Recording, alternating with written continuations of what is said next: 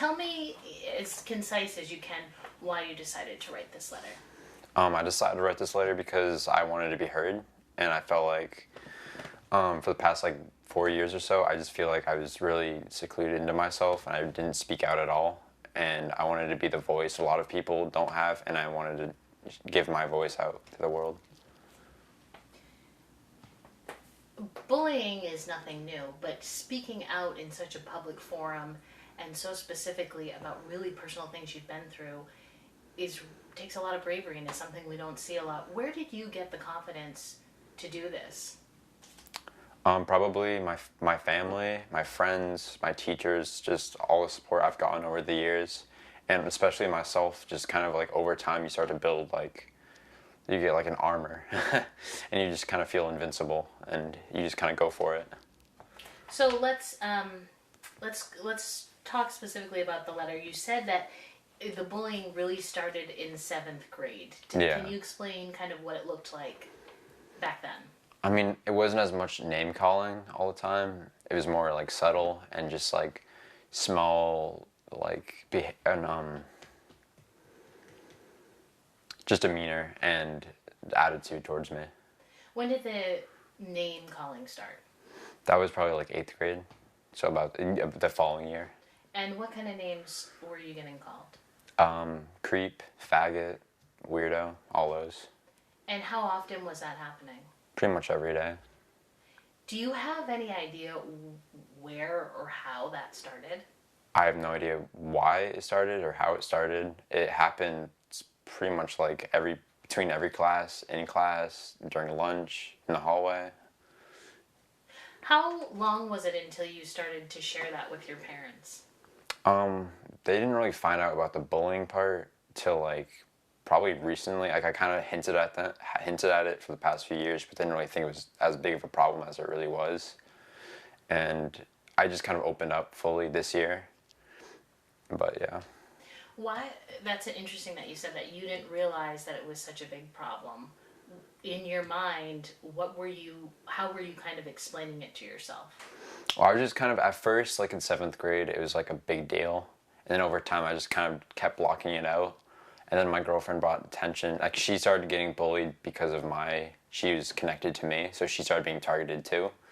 And then I was noticing how bad it was towards her, and she's like, yeah, this is crazy. And I'm like, yeah, you're right, this is crazy. And I was just thinking, after all this time, I've been blocking it out, and I'm just kind of remembering how bad it was back then. So. You write in your open letter that the bullying got so intense you began to cut yourself. Yeah. Can you tell me a little bit about that? Sometimes you just kind of need to feel something different than mental and emotional pain like every single day. So you kind of replace it with physical pain and something to focus on other than all that negativity. And was that a pretty easy thing to hide from your family and people at school? Yes and no. I mean, I hid it from my family for about a year, and then they got a call from the school and they found out about it. Because I think a friend's parents found out or something, and they contacted the school board about it. You said in your letter that that was like a really hard day. It was a hard day. It was very hard. I was like right over there on the couch crying like the whole day. But it also was, you write, a good thing too. Yeah, because it felt like you didn't feel like you were sinking anymore, and you felt like you had other people to help like grab your arms and pull you out of the water. Didn't feel like you were stuck in the situation as much because you knew people were there for your support.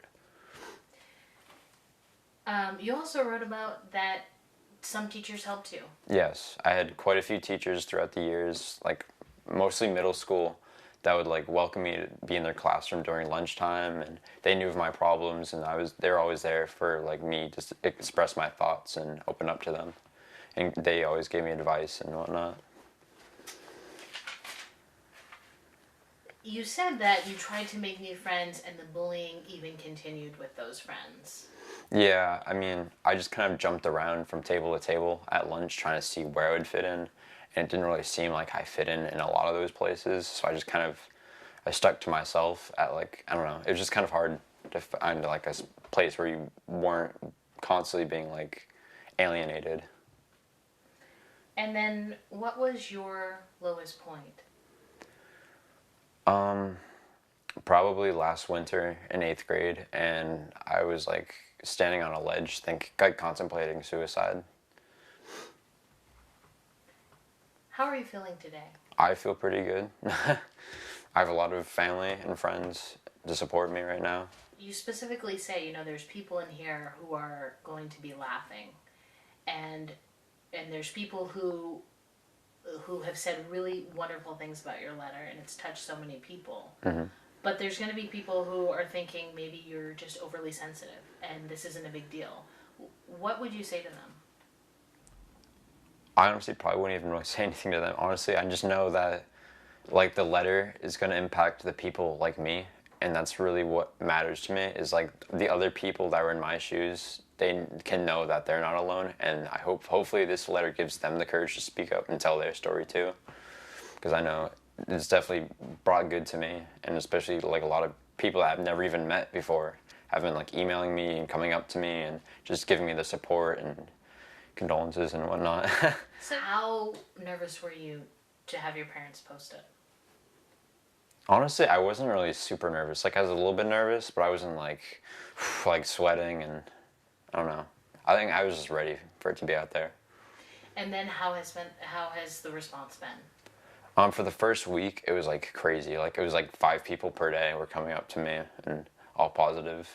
At school? Yeah, at school. Yeah. And do you feel like that's really nice, but has it made a difference? It's made a small difference for sure. Like I haven't noticed as much bullying towards me or my girlfriend for that matter. So the bullying's kind of died down a little bit. It still happens here and there, but it's definitely not as big as it was at the beginning of the year. And have you had, like you said, this letter is not for your bullies. The letter is also, it's for kids who are in your same situation. Have you connected with any of those kids? Not yet. I know some people have commented on Facebook that their children are dealing with like the same issues that I've dealt with, and I've been willing to like communicate with those kids and reach out to anyone who like wants to talk about it or needs a friend. But no one's really like, I don't know. Come out. Yeah, come out. Hey, help me. Yeah. Yeah. Which it's hard to do. It's very hard. The comments like they stopped like hurting a while ago, but it was at the point where it's like I was just done. I didn't want them to keep doing it. It was just at the point where it was just kind of being annoying, and I just wanted people to just calm down and treat me like a normal child. Now, your parents, you wrote at one point they offered that you could leave Marshwood High School and go somewhere else. Yeah. And what did you say to them? I definitely thought about it like quite a few times before they even mentioned it, but I thought like first of all it's my school. I have the right to be there just like anyone else, and I shouldn't leave just because people are impacting me. It's my school.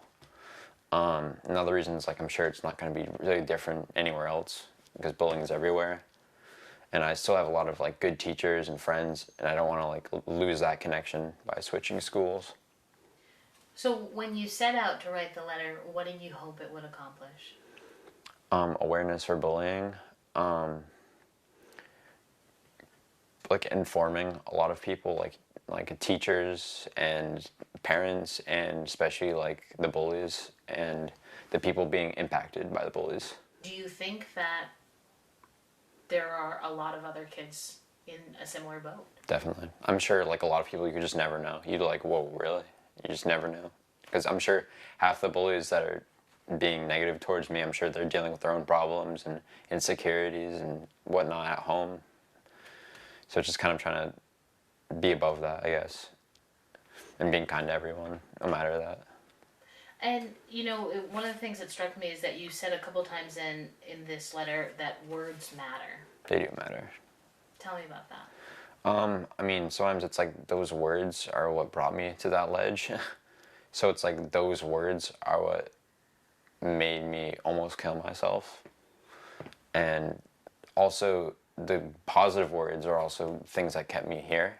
So You speak so openly about this, but I imagine it hasn't always been this easy. How did you get to this comfort level? Just opening up to therapists, my parents, of course, friends. You said you've had a lot of positive response. Have you had any negative responses? I've had a few, for What, sure. what have they been like? Just like small comments about, or like posts or whatever, just kind of bashing the fact that I spoke out. But a lot of people, now that they know, like that now that I opened up, like a lot of people are kind of defending me, and they're like telling those people, they're like, leave them be. I think you've answered all of my questions that I had. But is there anything else you want to add about the letter, or about yourself? Be kind.